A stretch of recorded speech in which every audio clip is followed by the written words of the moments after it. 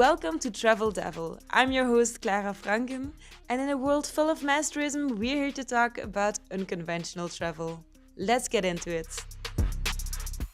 In Canada, it's huge, but they don't have that many roads. If we wanted to go like from Jasper south, there's pretty much one road, or you have to take like 700 kilometer detour.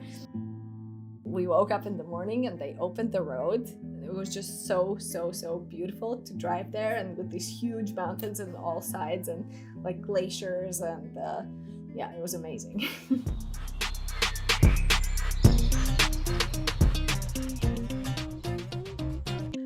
Welcome to Travel Devil. Today we're talking about van life, and although it seems as something more alternative, it's not necessarily sustainable.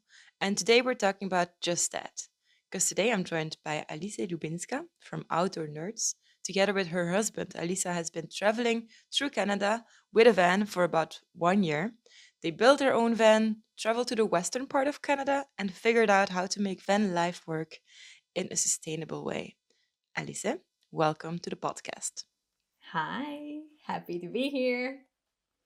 Would you like to introduce yourself with your own words first? Yeah, I think you did pretty well. I can just add that I come from Latvia, a small country in northeast Eastern Europe, but I have been living and traveling in several different countries over the years. Well, the last one being Canada, but I also lived in Austria before, and also in New Zealand, which was the first place me and my husband tried some kind of a car camping road trip setup. And we absolutely loved it. And that's why we also wanted to do it in Canada. And in general, we love traveling, exploring wild places, more remote places, and the nature, and try to do it as sustainably as possible. And how did you get into van life? When was your first experience then? It was not in Canada.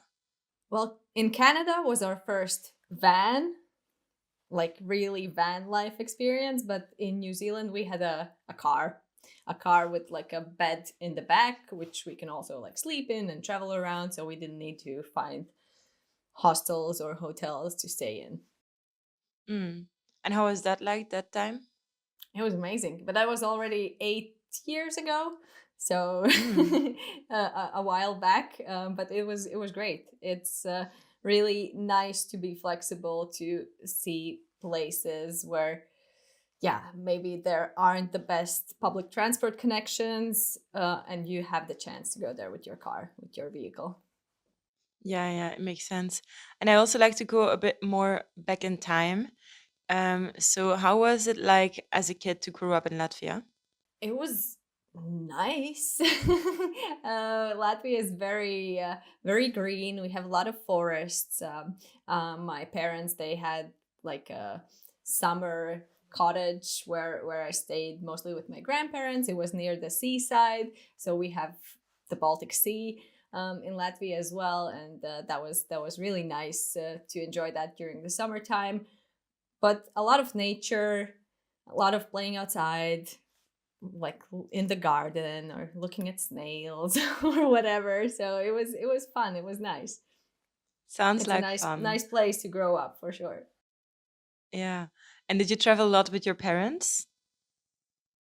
Probably a lot compared to, I don't know, most people. It's hard to say. It's hard to describe. But like we did go on some camping trips when I was a kid. I don't remember those that well. But the first trip that I remember was when I was, I think, 12 years old. We went to Italy, and then we went the next year as well. And yeah, that's pretty much when I fell in love with traveling and learning about different cultures, because where we went before was mostly like the Baltic states and Scandinavia, where you could get by car. But Italy was the first trip where we flew, so it was further. The culture was different, and yeah. Amazing. All right. And you were not traveling alone on this trip we're talking about today. You were traveling together with your husband. Um, and are both from Latvia, right? Yes. Okay. So how was it like to travel for the first time with your husband? Oh, we've traveled a lot together.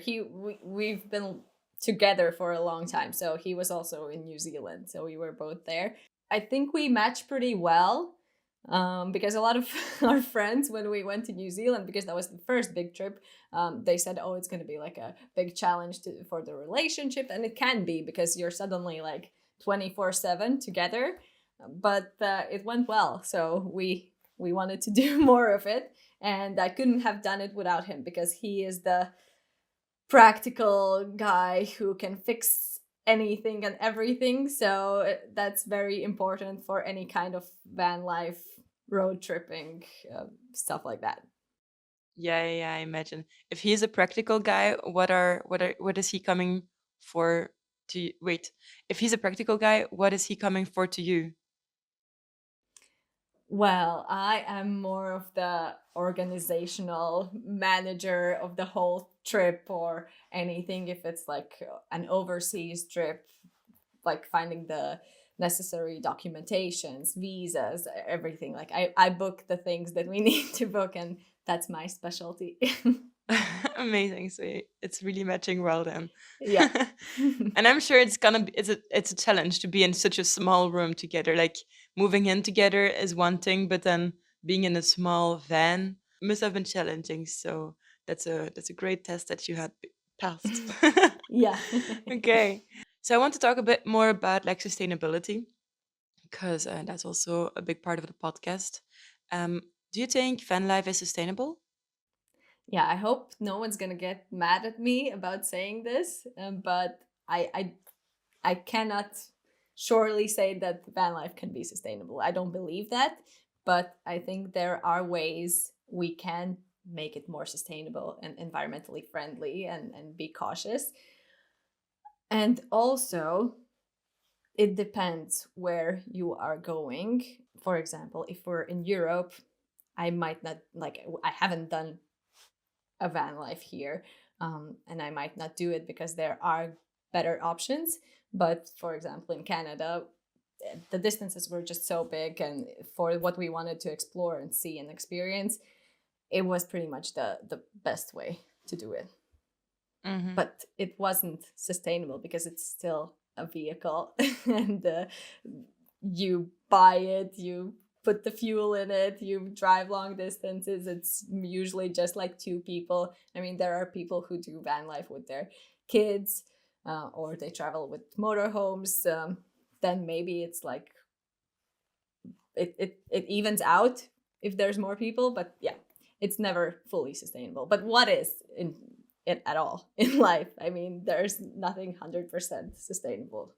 That's my Yeah, yeah, opinion. that's true. And I think it makes sense what you were mentioning about the location. I mean, you don't need a van life maybe in Germany, but if you're traveling in a big country where there's not good public transport, then this can be more interesting and important as well. Because otherwise, you probably also have to take the plane between places because it's a big country as well, and which is also not sustainable if you want to travel and see that. Plus, you need to get from the airport to somewhere, Yeah, and maybe you need a taxi if there's not good public transport. yeah. So I'm assuming that there were many factors that you looked into before making the final choice. Absolutely. I mean, we already planned to get a vehicle when we went to Canada. We weren't sure if it's going to be a van or maybe like a pickup truck that we put a camper on. But generally, the idea was to travel around with our car or with our vehicle that we can also live and sleep in, and everything. But we didn't know how long it's going to take to find one, and so on. We ended up buying our van 6 days after we arrived in Canada, so super fast. Because we also realized from those 6 days we were in Vancouver that like no one walks around. Like that's not normal. We were walking, we were taking the public buses. Those were never crowded or anything because everyone has cars because the distances are so long. Even like the way their cities or suburbs are built, that there's like a big shopping center with all the grocery stores, I don't know, clothing stores, everything that you need in your daily life. It's like a far away from your like living spaces. How cold does it actually get in Vancouver? Do you know? I'd say probably like similar to Germany. It doesn't really snow. Ah, It okay. snows there maybe a few days during winter. So So it's not so cold, okay. no. Because I was talking this week with a friend from Kazakhstan, and she was explaining that there's a really bad public transport in her hometown, but also because the temperatures in the winter go like way below zero. It's like Yeah. snowing many days, many months of the year. So if you take the car, it's basically the only way to go to work, because you Yeah. just take your car out of your garage, you enter the garage of your workspace, and then you go to work, or things like that. Just because it's Yeah. so cold, you cannot wait for the bus to come, and the bus will be cold, and you're waiting in the cold. So Hmm. I was wondering if that's also a reason in Canada, because I don't know so much about the weather over there. Canada is having a housing crisis right now, so many people who work in Vancouver live outside of Vancouver, so they cannot get there, or it takes them a few hours to get to their jobs by public transportation. So that's it's there, but yes, as soon as you're out of the big cities or in more remote villages, which often have like a few hundred people living there, there's not going to be public transportation, and the distances are huge. So Yeah. And you were mentioning that you bought the van. Why yes, did you choose to buy a van instead of renting one? renting is very expensive.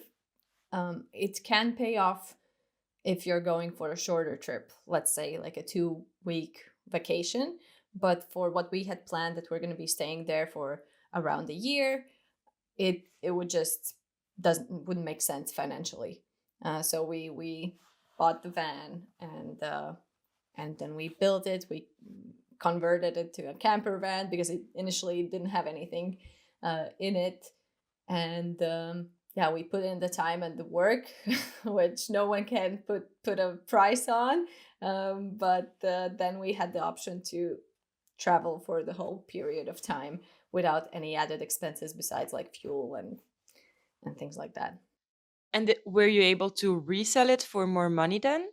Well, we sold it for more than we bought it because we did put in all the, like, the build, the bed, the insulation, and all of that, but we didn't make any profit of it. If anyone Okay. tells you that you're gonna make money by flipping cars, like buying, I don't know, an old van and just making it nice and then sell it for more, that doesn't work. You always, like, it's never that easy, especially if it's like, yeah, exactly, an old van, an old vehicle. There are technical, mechanical issues. So we sold it for more, but it was still less than we put into it. But Would you the mind? experiences that we gained from it were totally worth it. So Mm, would you mind sharing numbers?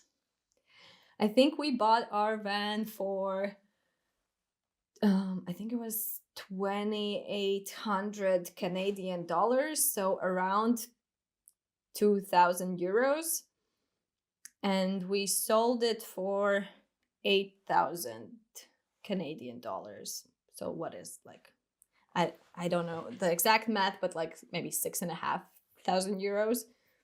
So it's already something like a bit of a gain, but it's not like at all the money you put into probably to make the van No, it not at was all. plus. Especially like now, still after COVID and everything. For example, the lumber prices, the wood prices are like really high. So for like the all the boards that we put in the ceiling and the walls, like all the wooden parts, those were super expensive. We did try to look for secondhand parts.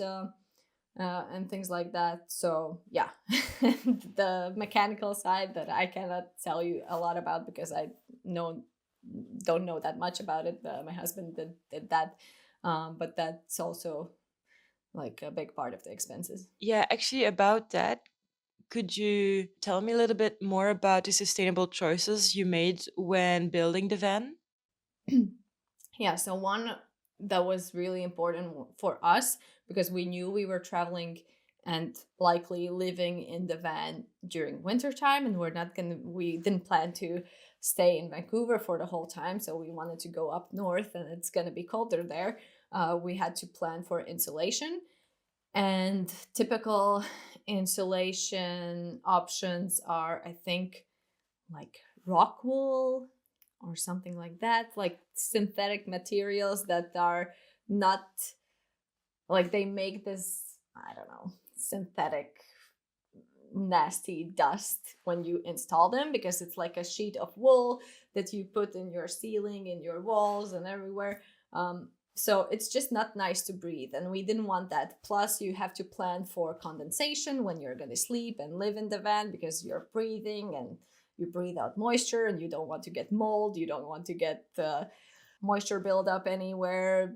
So that was really important for us. And we did the research on how to do it in a better way for the warmth, for the breathing factors, for the condensation, and for sustainability. And we found that there's a brand that makes sheets of sheep wool that you can use for insulation. And we know we had like a sheep wool blanket at home when we were just living in an apartment. And like, sheep wool is such a great insulation. It keeps you warm when it's cold, and it doesn't let you like sweat and get really hot when the weather is hot. So it's great. It just adapts to the temperatures.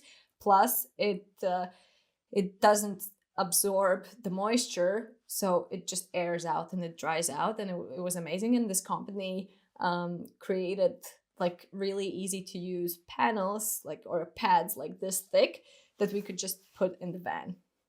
And that was it. And they didn't make any dust, and even if there was some dust, it's sheep wool, it's nothing like toxic or anything. Plus, at that time, I think that specific company, they worked with the clothing industry, and they used the sheep wool that was technically not the highest quality to be used for the clothing, but it was definitely good enough for insulation. So it was, again, like a nice added bonus that it was like repurposed. I wonder if you remember the name of the company. That would be interesting to know. I think it was Havelock wool, but I'm not sure. I think I read up on it later that now they don't use like the upcycled or the, yeah, not the that bad quality wool. They just make the wool insulation, which is still good, but I liked when they did that too. But maybe something's changed, so I don't want to give like false information. But yeah, Havelock wool is like Havelock. I think they're American, and we were in Canada, so we ordered from America. What were other choices yet that you made? Yeah, we tried to find and repurpose some like wooden materials that we needed.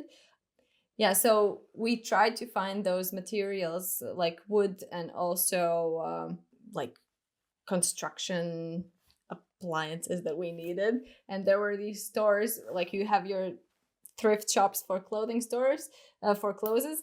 You also have for these things in Canada, and they were really good because you could go there, and maybe someone was, I don't know, repairing their house, and bought like a batch of boards or planks, and didn't use like 10 of them, so they bring them to those like thrift stores, and you can get them for like cheaper price. So again, like buying secondhand rather than buying new. And there's a lot of good things you can find on Facebook Marketplace. That's a huge thing, especially in North America. I feel like we don't do it as, or we don't use it as much in Europe yet, but you can really find amazing and helpful things, useful things on Facebook Mm. Marketplace there.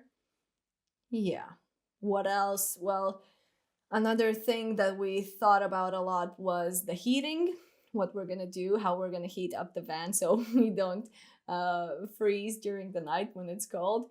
And that was like a big discussion, because we also wanted to make it like sustainable and all that. But so the options were the typical van motorhome options are a diesel heater, a propane heater, or what we also found was like a wood stove, which yeah, you just burn the wood. It's nice. It looks like a fireplace.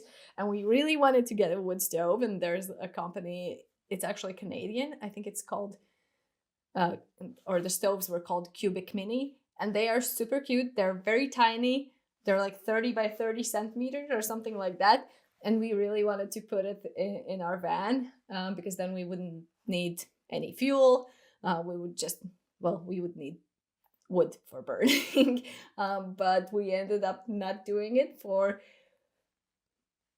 several reasons. One, just like financial. The wood stove was literally 10 times more expensive than a diesel heater, which we ended up getting in the first, like in the end. And then second, the diesel heater, it's it was more practical. You just turn it on and you're warm. With the wood stove, it's yeah, it's not that easy. You have to like clean it, you have to burn it right, then you have to have a wood that is dry, and maybe you're, I don't know, in a very remote place where there is no firewood. You cannot just go and cut trees, you know. So that wouldn't work either. So we went with the diesel heater, and it was good. It was good, but it wouldn't. Yeah, if we had like a bigger van and more space, I think we would have gotten the wood stove and then had the diesel heater as a backup in case of an emergency, in case we don't have the wood or whatever.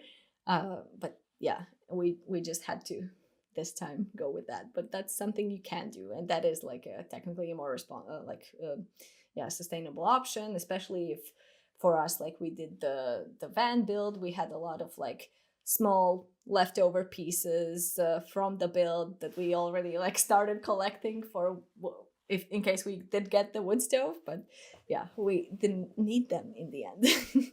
Mm, yeah. Wow, but that's actually pretty smart. I didn't even thought about bringing a stove into a van. Um, but isn't that also dangerous with fire?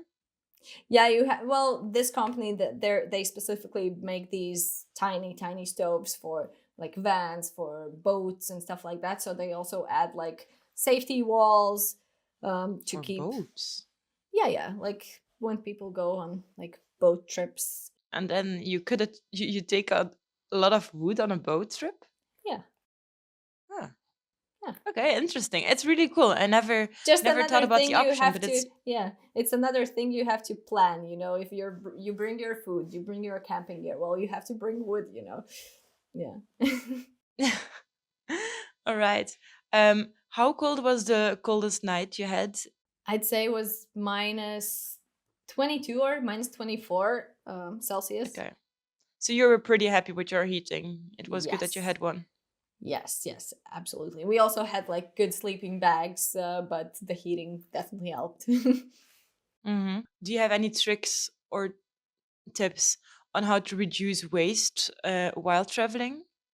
Yeah, well, we really thought about it, and I think it helped that our van wasn't big, so we didn't have a lot of space. Like we didn't even have a fridge or any like cooler. Also, because we were traveling more in like colder seasons or cooler climates. We, like in summertime, we were up north in Yukon and Alaska, so we didn't really need a cooling system, and we didn't have space for one. So when we tried to like buy our groceries, we always planned on what we can have, and still like as usual in our daily lives wherever we are, like look at the packaging, at what we're buying, don't get anything you don't need. And yeah, we got a lot of canned food because that comes with the van life and camping life, you Mm-hmm. know, because we couldn't store anything. So we discovered, I don't know, canned potatoes, for example. And cans are a good recyclable like trash. So that was what we used a lot. And then yeah, always when you get a chance, when you're in a city with like a recycling depot or just recycling bins, we separated our trash. We always cleaned up after ourselves. Like we never litter. I think that should be a norm, but of course, when Should be definitely.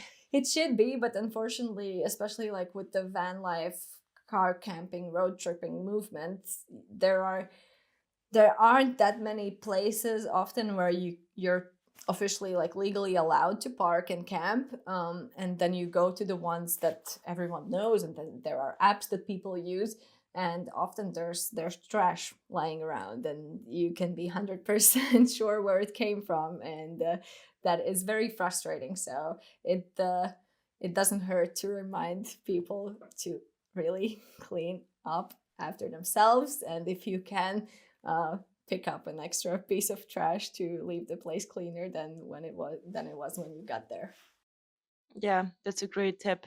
Did you ever have like a really bad encounter that you arrived to a place and you were like, oh God, this is, or you saw people litter and you were like, oh, I need to say something, or No, I didn't see anyone litter, but I think it was actually our first night that we spent in the van. The very first night, and we pulled up in this like little side of the road, and the road was pretty remote as well, and it was already dark. So when we woke up, we saw that there were a lot of like trash bags, like really like trash bags in the trees. But I don't feel like it was from campers. I feel like someone just went there and dumped their home trash. But yeah, in the trees? like in the tree line, like just in the bush. Not where we were Uh, parked, but like on the side. It was like a small hill, and there. ah, yeah, Yeah. okay. So that was like, ah, Yeah. welcome. Yeah. Especially like if you arrive somewhere when it's already dark and you don't know what's around you, and then you wake up the next morning and see where you like parked, then often it's a good surprise, but sometimes it's not the nicest. I get it. And quick note on what you were saying earlier about the apps. Can you share some apps which are good for van lifers? Yeah. So we used mostly iOverlander. I think it was a free app.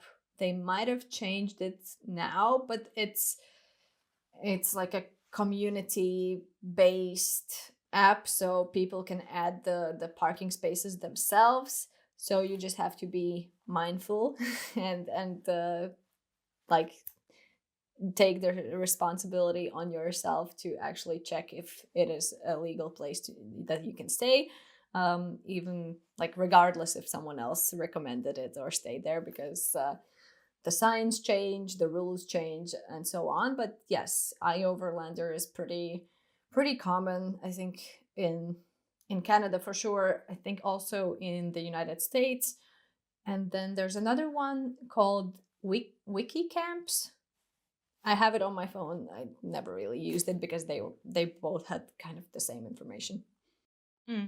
And did you ever use Park for Night? Because in Europe, I've been using that for sleeping in tents, but also I've seen that there's some campers sharing their locations on there.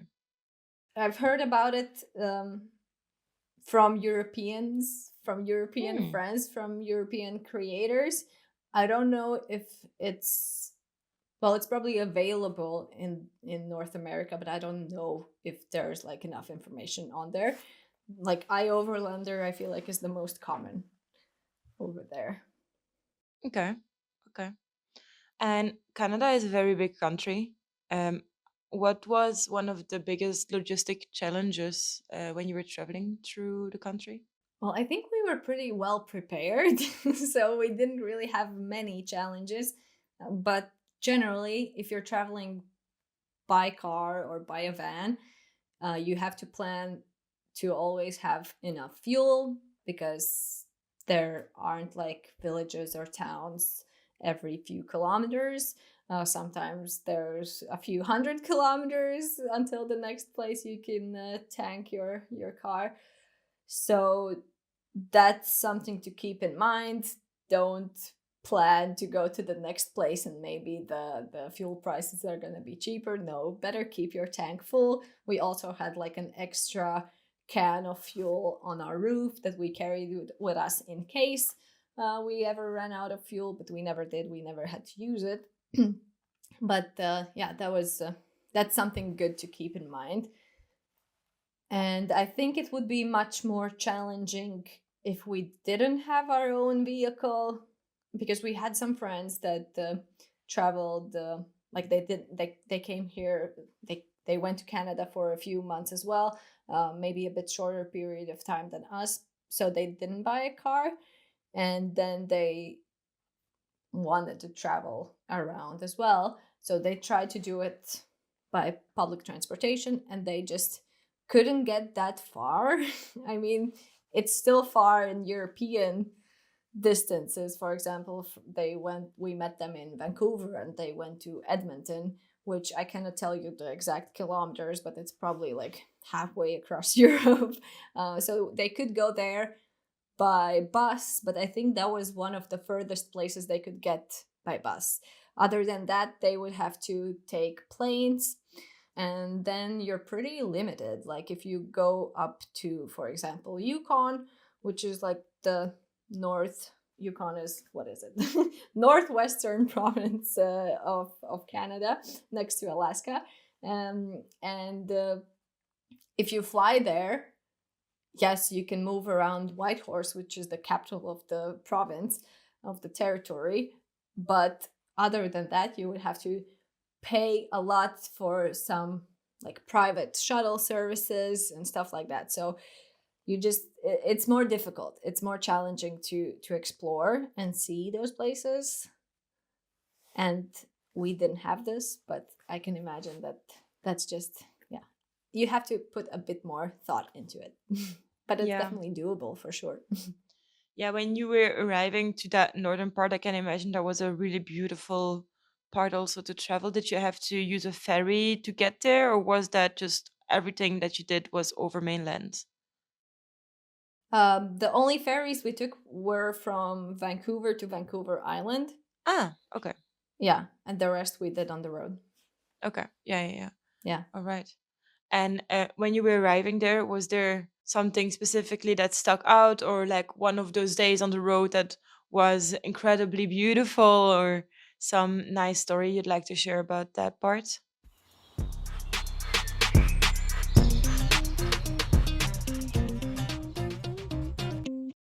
One that comes to mind, because you already asked what was the coldest night we had while in the van, was in Jasper in Alberta.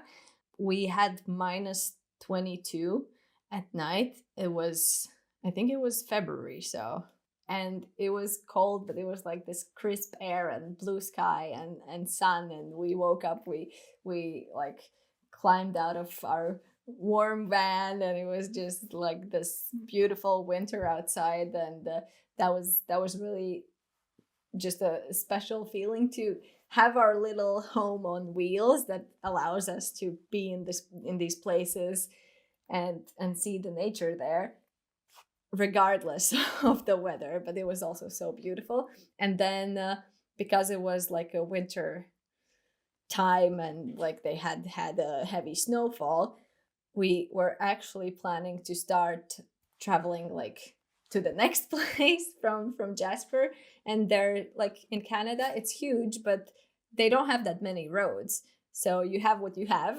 And if we wanted to go like from Jasper south, there's pretty much one road, or you have to take like 600-700 kilometer detour. So the road that we wanted to take was closed the day before we wanted to leave, and then we like camped for the night. And we didn't know, we weren't sure if we are going to be able to make it, and then we would have to just adapt and plan. But we woke up in the morning and they opened the road, like literally that morning, and we were able to drive it. And it was just, most of the time, just us. Maybe we saw, I don't know, like 3 cars, because everyone still thought it was closed and they probably had changed their plans. And it was just so beautiful to drive there, and with these huge mountains on all sides, and like glaciers. And yeah, it was amazing. Wow, And there are many stories like that. amazing. Because we did a lot of driving. I think in total in those 11 months we did like 25,000 kilometers. Mm, I think so. Yeah. yeah, But we weren't on the road all the time. We also stayed at some places in between. yeah. Let's Mhm. talk about that. But first, I want to do a quick this or that fire round. So I'm just going to ask you to choose between this or that two options. You don't have to think a lot. Just choose your answer and tell me why. Tell me why.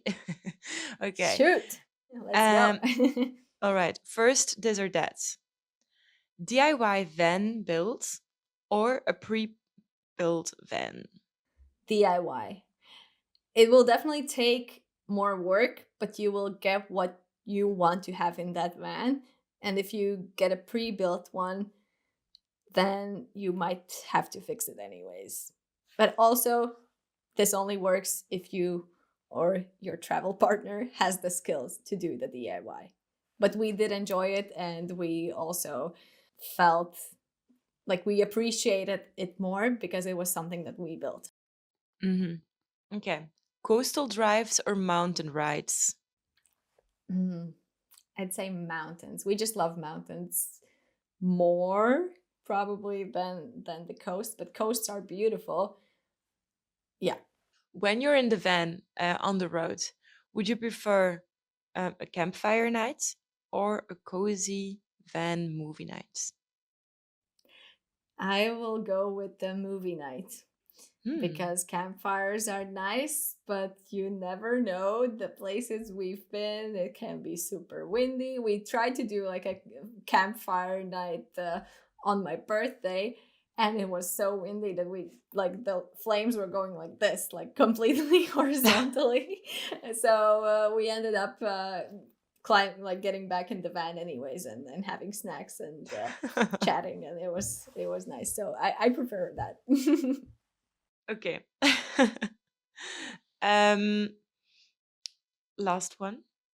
A long stretch of grid camping or city van life? Off grid for sure. Long stretch. That's yeah, that's what we love. Why?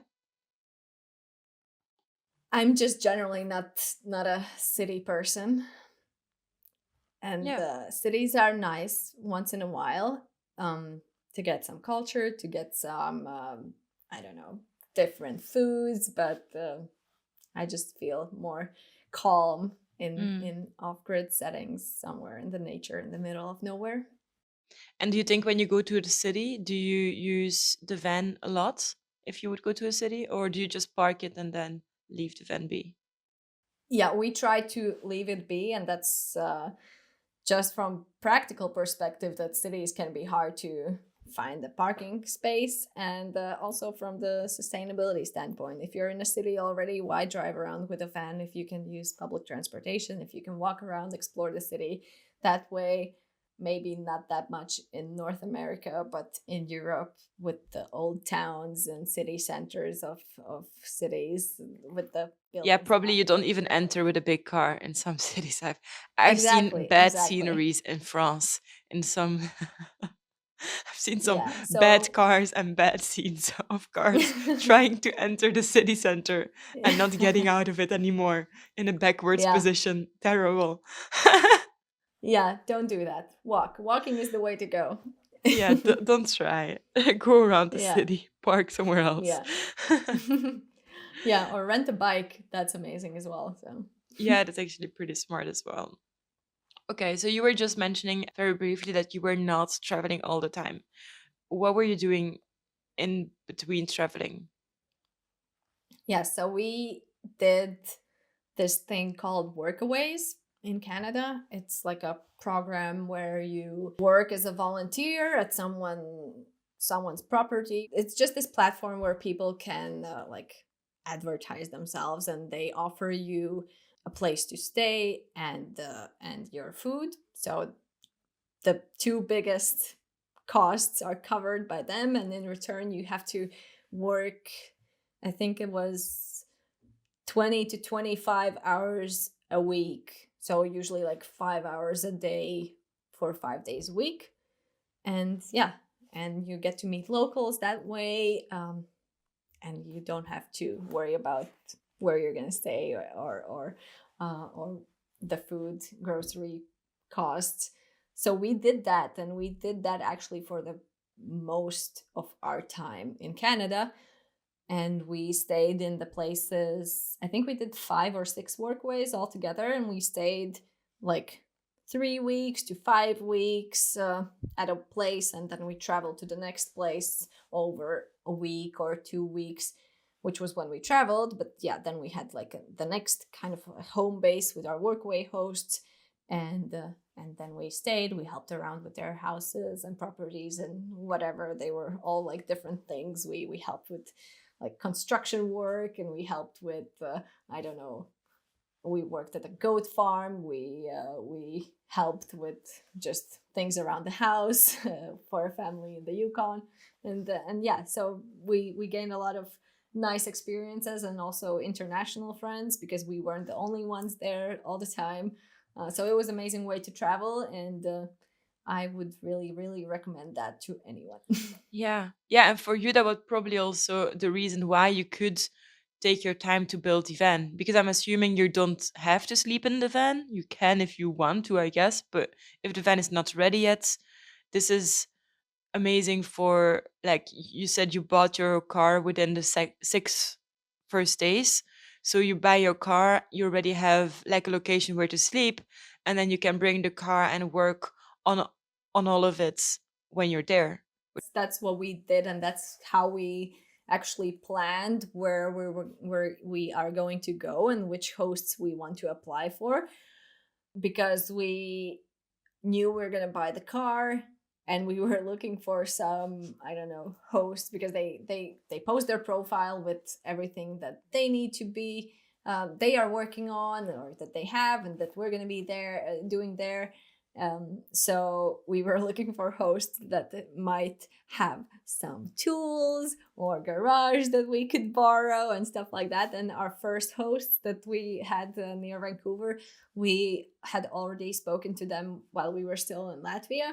So we had a call with them, and we asked them like if that would be a possibility, if we could like use some of their tools if we needed. And they were like, yeah, of course, no problem. And usually they are very friendly. And also the future hosts that we looked for after that, they also had some like mechanical garages or backgrounds or something like that. Yeah, yeah, but that's really smart to plan your route a bit around that. Do you think it's usual to call with your host before you're going there? Some people do, some people don't. It depends. We did it only with the first ones, but those were the most important for us because they were the first ones, and we were like, okay, then after that we can figure it out while when we're already once we're already in Canada. For the rest, we just like wrote the applications on the platform, and it worked well. Yeah, I think it depends on you yourself if you want to. Like we met a German girl who she was, I think she was 19, so pretty young, and I think it was her like first big trip, and she was alone. So just for safety reasons, she always wanted to at least like see and have a talk with the person, which totally makes sense. We didn't, because we like when there's two of you, it's a bit safer, you know. And so you were staying in these locations for, like, let's say about a month, a bit less or more. And then you would travel for 1 or 2 weeks to the next location. So you had like your city, not, I'm calling it a city trip. It's not a city trip. You had like a road trip in between, Yeah. basically. Were there ever moments on the road trip, or just by being away from home for such a long time in general, that were really hard on you? Not the part of being away from home, because I feel like when we are traveling like this, also in the past, it's so exciting that there's so much going on. You don't get like you don't have the time to actually think about home that much. Like we did call with our families like once a week or around once a week, but that was enough. Like we didn't, yeah, we were busy exploring and experiencing the place. What was challenging was, I would say, not on the road, but the whole like van build and how it went in the beginning. It was pretty hard. It took us way longer than we expected, because I think we did it in 1.5 months, the whole build. But maybe like the biggest, like 60% of it was just the mechanical stuff. Like our van had a lot of rust, and my husband like welded a new metal panel on the bottom of the car so it didn't have the rust, and fixing those kind of issues. And we were just like, we had just arrived to Canada, and those were our first months there, and we were just working at the Workaway place, doing that work for the first part of the day. Then we had like lunch, and then we went back to the garage and worked on the van for another like 5, 6, 7 hours, and every single day, because we had this time limit that our visa is just a year. So we have to finish it quickly so we can start traveling. And it, yeah, took us 1.5 months to finish the van, but those were like tough 1.5 months because it was a lot of work. We were so tired. We were just putting like money into this build and not really traveling at all. And it just, Yeah, the journey didn't start yeah, yet. yeah, exactly. We just went straight into working really, really hard for this, not knowing if it's gonna be like, was this the right decision, and will it be worth it? It was, thankfully, it was, but it was hard, and it was also a bad time of the year. It was like November, December, beginning of January. So the darkest time in Vancouver, there's no snow. It was just like rainy and wet and muddy and just not the best vibes. Maybe if we had done it in summer, I think it would be better. But also in the summer, you kind of already want to have your vehicle. So Yeah. Yeah, yeah, no, thank you for sharing that. I can imagine that it's a big hassle. It all sounds great on paper, and when you were sharing in yeah, the beginning, like all of these amazing tips and everything, but you need the energy mentally as well to yes, be ready to not only have the skills, but also have the patience to really work it through, because also you want your car, your van to be all right, because you don't want to be in the middle of the road, definitely not in such a big country where you don't even know when's the yeah, next fuel time gonna be. So if you're yeah, just stranded in the middle of nowhere, I can imagine you can still call emergency numbers and somebody will come to help you out, but it will take a yeah, while. So yeah, it's pretty good that you want your car to be as steady and as yeah. well prepared against any bad conditions as possible. Yeah, we definitely did it. Maybe we overdid it a little bit. Maybe that's just our personalities that we didn't want to risk it. Maybe someone else would have like let half of those things slide by and just do the interior and drive, and maybe they would have been fine, but we just didn't want to risk it. Yeah, yeah, yeah. No, I get that. I mean, that's also part of like your choice, of course, that you made. Yeah. Okay. And I'm wondering because what I really love is I don't know, I was talking about campfire earlier, but can you tell me a fun campfire story? Like let's imagine we're sitting at a campfire and you want to entertain me with a story that happened to you when you were I just arrived by train, you arrived by van, we're meeting each other at a fireplace. Tell me a fun Yeah, story. sure. Well, my favorite, I have one favorite that I tell everyone. It's never as funny as it was in real life, but still, I just remember it and it makes me laugh. But we were already in the Yukon. I think it was end of April or beginning of May, but so springtime there, but they also still had a lot of snow. So we wanted to go skiing, like in the backcountry. So we drove like 2.5 hours from the place we were staying, again kind of in the middle of nowhere, just on on the only road they have there. And I think I was maybe a little bit ill, or oh no, I think, yeah, the story started with the fact that if you want to go backcountry skiing, like I have skis and my husband has a split board, to climb up the mountains, you need these skins so that you add to your skis so you don't slide backwards. Ah. um, and I was like super stoked for that day. I had everything, like all my gear on. We had arrived, we were getting outside, I put my skis in the snow, and then my husband asked me, where are your skins? And I was like, no way. I hope they're like, they have to be somewhere. And mostly, like, usually because we were traveling with the van, all of our belongings were in the van. But because we had just arrived to this new Workaway place, we had put some bags in the room that we were staying in. So I had Ah. forgotten my skins, and I couldn't go skiing. So I stayed back in the van, and my husband went anyways, because we had driven so far and it was a beautiful day. So let him have fun. At least someone gets to do it. But then when he came back, because Canada is known for its bears, we always had like a bear spray with us in the car for when we're going hiking or camping or whatever. Like, you just carry this bear spray, which is just like a pepper spray that you spray on the bear in case you, yeah, meet a bear and they're getting too close to you.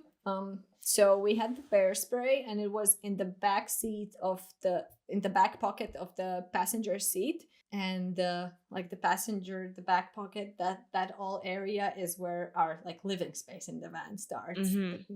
like the kitchen area and the bed. And our space wasn't big, so there wasn't a lot of like room to move around. So my husband came back from the skiing, and he climbed, like he went in the van to change back to his normal clothes so we can drive back. And I had my jacket like put on the seat, so it covered the pocket. And I don't know, he somehow slipped or something, and maybe with his elbow or something, he fell on the bear spray. And the Oh bear God. sprays, they have this like safety clip so you wouldn't accidentally spray yourselves. Well, obviously we did. Somehow the safety clip had fallen off. He sprayed the bear spray. I had this like feeling in my throat, like kind of like burning, and I didn't understand what it was. And he was like, "Get out, get out, get out." I was like, "What's happening?" But I just got out, and then he jumped out, but he wasn't changed yet. He was like in his socks and just his thermals and just standing in the snow, you know. Yeah, so that was fun. We tell everyone that we bear sprayed ourselves accidentally. We know how the bears feel now. It's not nice, but thankfully it wasn't too bad. We were able to air it out pretty quickly, and we drove back to the Workaway place, and it wasn't an issue like in the car. It wasn't like in the air for too long. We still had it because of the place where it sprayed out. It was like a little bit in the seat or on the side panels. So we tried to clean everything, but for a few months after, we still sometimes, like, I don't know, touched something on the doors or somewhere where it sprayed, and then, like, I don't know, touched our face, and it was like, oh, it's burning again. Oh, it's the bear spray on our skin. Oh Yeah. God. So the next people who bought the van, maybe they will also be like, something is weird here. No, I think it's good now. Like, we didn't have any issues in the end. We Okay. cleaned it pretty thoroughly. Oh my. Okay, okay, okay. But that's a crazy story. I think that's unimaginable. I mean, like also a bear spray. I've also traveled with a bear spray, and I had it in my tent when I was cycling alone across the border of Belgium. And I was like, and my boyfriend was like, "Yeah, just take it with you." And it's actually it's a it's called a bear spray in Germany because a pepper spray is illegal. Hmm. So you cannot have a pepper spray, but you can have a bear spray, which is a fun fact. Interesting. So it's basically the same product, but it's another name for it. Yeah. It looks a bit bigger because I used to have a pepper spray as well when I was in Turkey because my host dad, I lived in Turkey for 1 year. I had a host dad and he gave me this pepper spray. He was like, yeah, you never know which weird guys you're gonna meet. I never had any weird um, guy that I was meeting. And I finally lost my pepper spray one day in the airport because I just forgot that it was still in my jacket. And I arrived at the airport and they were like, what is this, ma'am? Yeah. Oops. Yeah, this is a gift that I received. Yeah, they took it away anyway. Um, Yeah. but okay, okay, okay. So you came home that day. You were able to open all the doors of your van. You washed your Yeah. jacket, I assume, because this was under your jacket. Were you Yes, able to yes. wear It your was jacket afterwards? I had to wash it like 3 times, but that was fine. Oh, but it But was fine. Only 3 times. yeah, I think it was fine already, probably after the first time. But the bear spray, it has like a orange tint to it. I don't know why. Like it left like an orange spot on my jacket, so I had to wash it several times to get it clean. But then it was fine.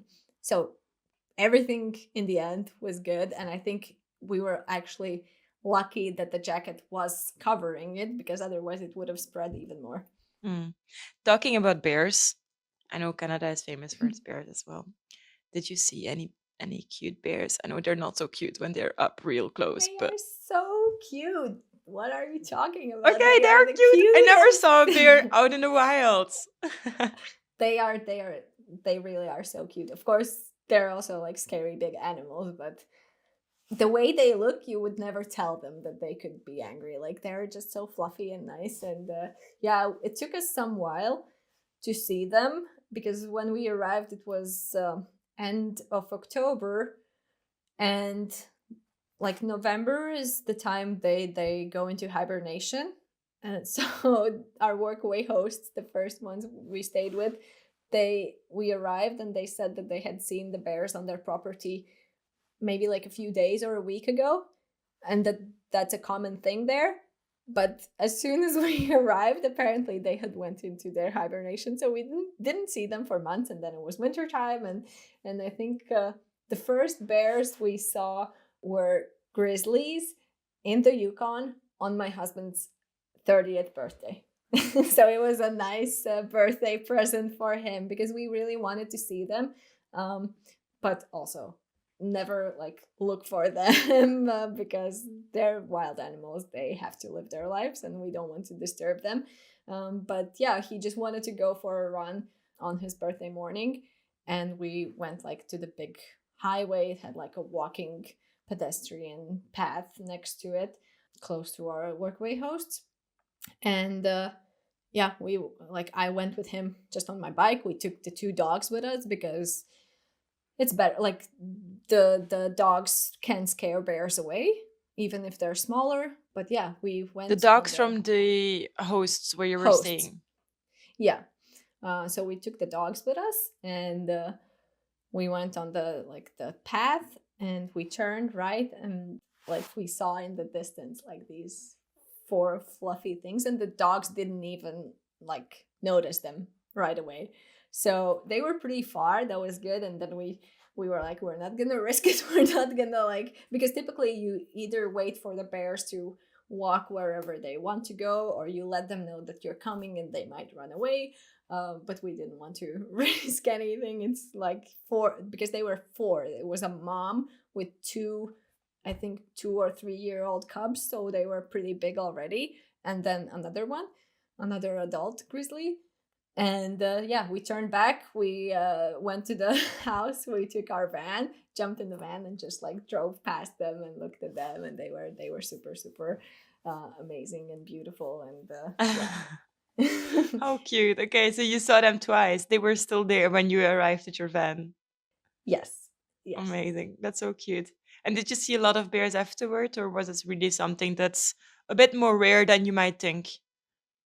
Because when I think about going to Canada, so for some reason it's like super connected with seeing bears. I've never been, but I'm assuming almost all tourists want to see bears. It's like such a thing.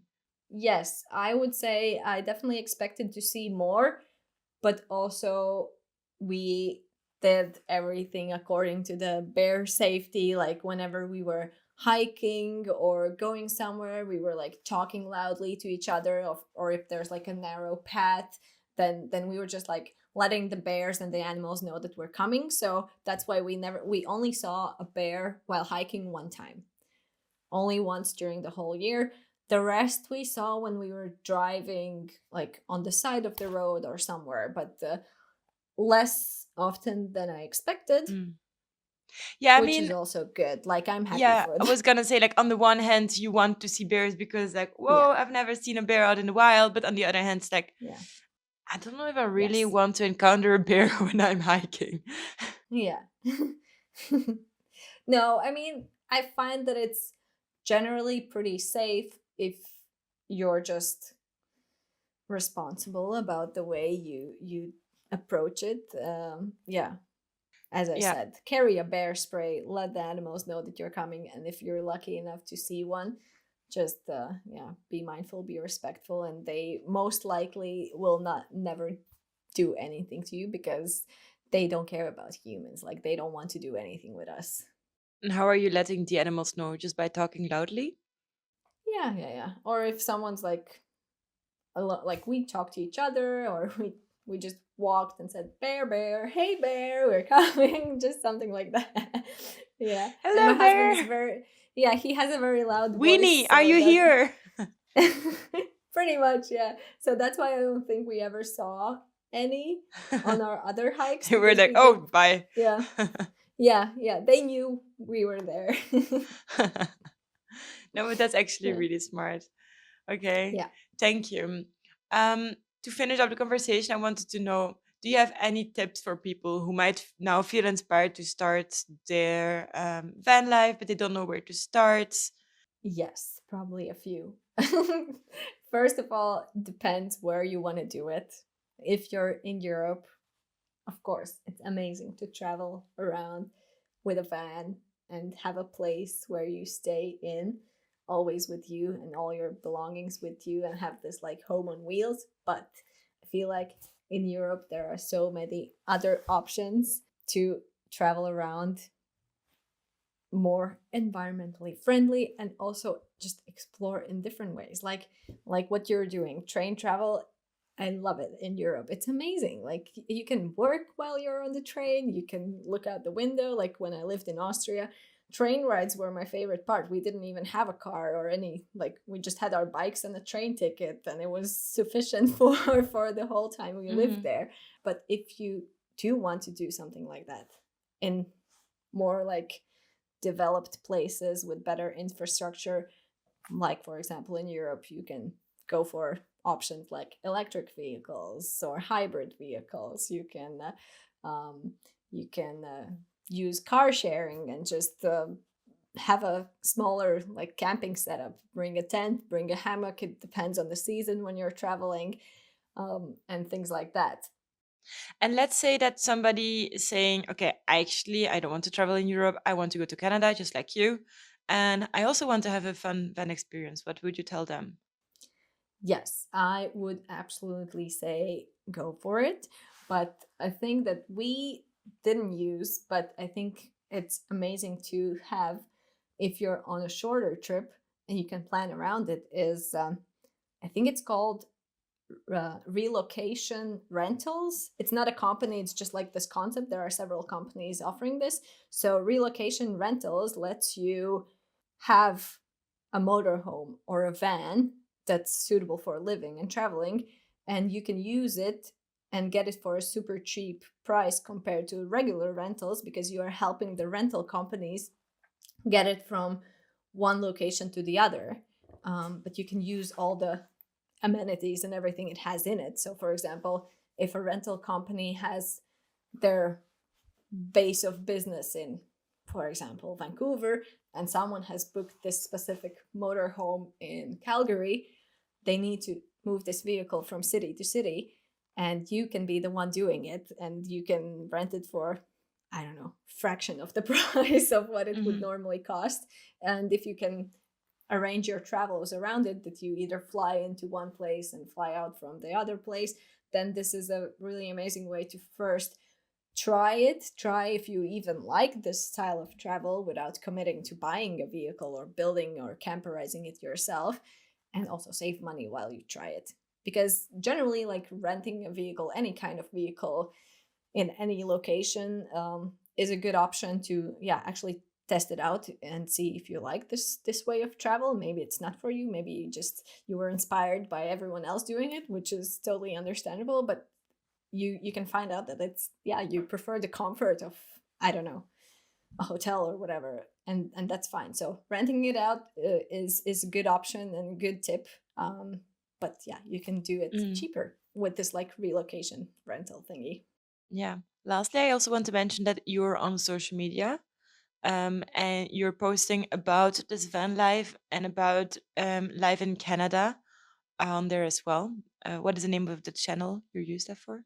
Yes, our tiny, tiny travel page is called The Outdoor Nerds. We started it around a year ago now. We planned for it already a while back.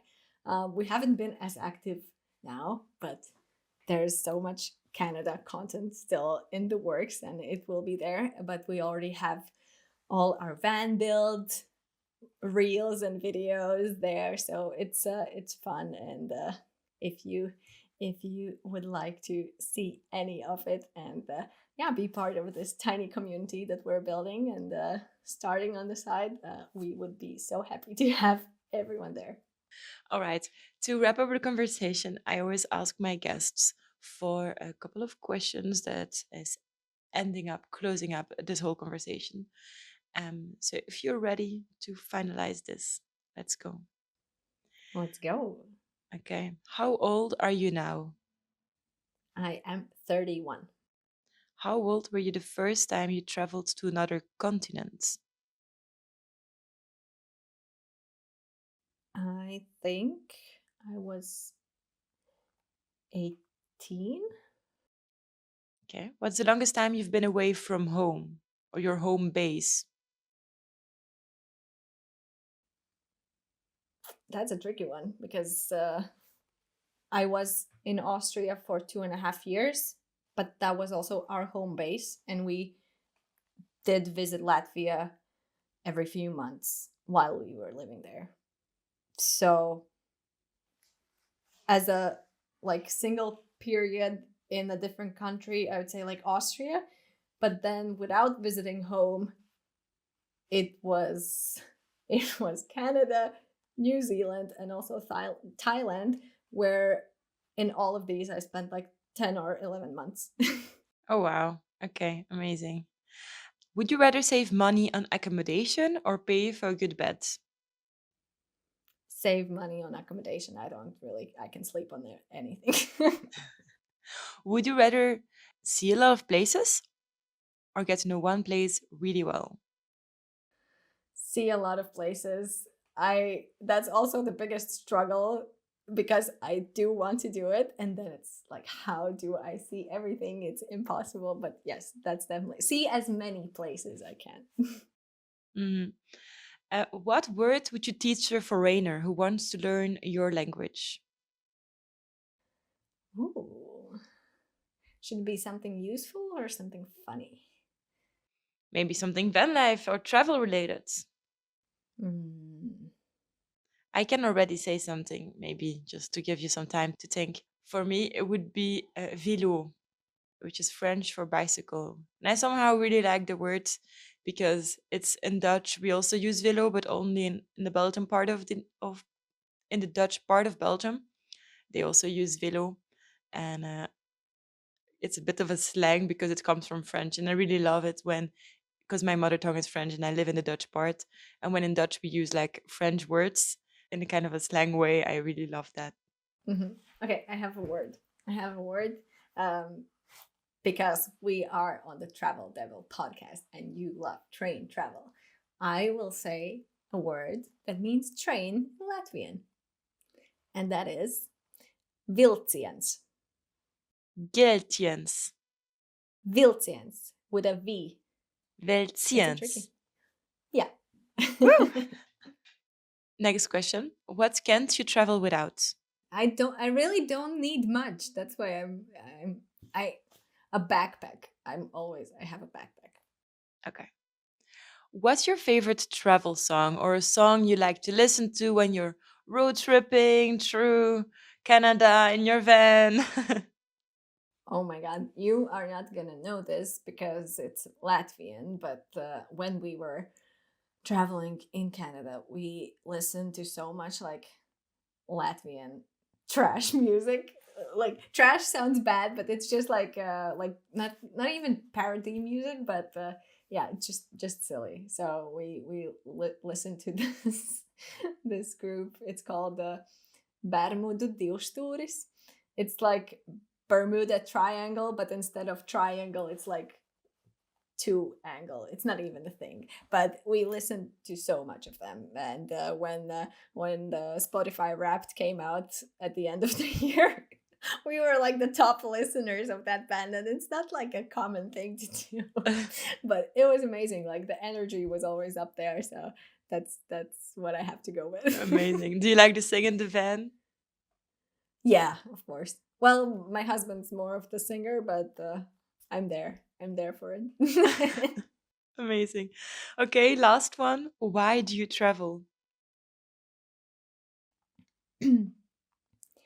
I feel like traveling lets me both learn from other cultures and other people and see how big and different the world is, but also by making these connections wherever we are, I get the feeling that we're still all human and we're still all the same.